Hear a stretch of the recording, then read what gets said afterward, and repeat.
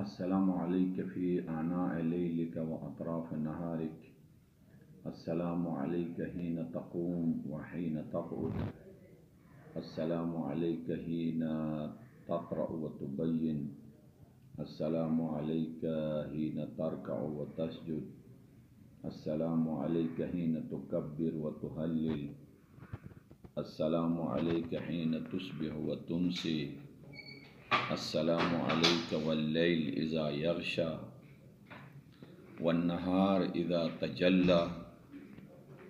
عشق میں صرف معشوق ہی کا نہیں پوچھا جاتا ہے، عشق حقیقی وہ ہے جو معشوق کے تمام وہ حالات، تمام حرکات، تمام سکنات سے عشق ہوا کرتا ہے۔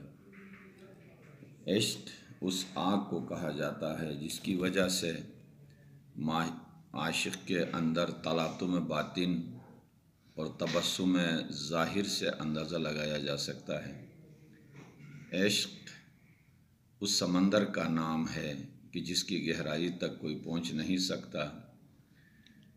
عشق وہ آگ ہے جو ہر چیز کو جلا کے راکھ کر دیتی ہے۔ عشق کی آگ عاشق کے جگر کو پگھلا کے دونوں آنکھوں سے اشک کے دجلہ و فرات کو جاری کرا دیتی ہے۔ عشق کی آگ انسان کو تلاطم اور تظاہر کی طرف مجبور کر دیتی ہے۔ کبھی معشوق کے گلی کا پوچھتا ہے، کبھی معشوق کے محل کا، کبھی پوچھتا ہے آپ کو کون سی لباس پسند ہے، کبھی پوچھتا ہے آپ کا اٹھنا بیٹھنا ہے۔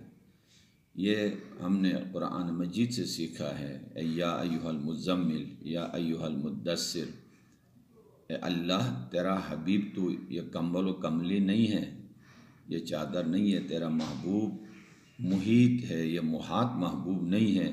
لیکن اللہ نے یہ ثابت کیا کہ اگر محبوب سے جو بھی چیز مربوط ہوگی وہ سب محبوب الہی قرار پائے گی۔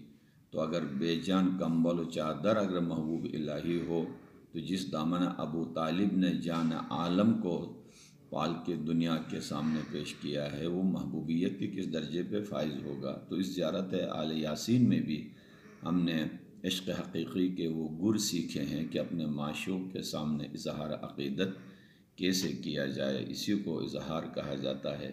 کسی شاعر نے کہا اظہار عقیدت کے دن میں اظہار تمنا بھول گیا۔ عقیدت اتنی ہو کہ تمنا کے خاکے میں ہی رہ جائے۔ السلام علیکم ورحمۃ اللہ وبرکاتہ۔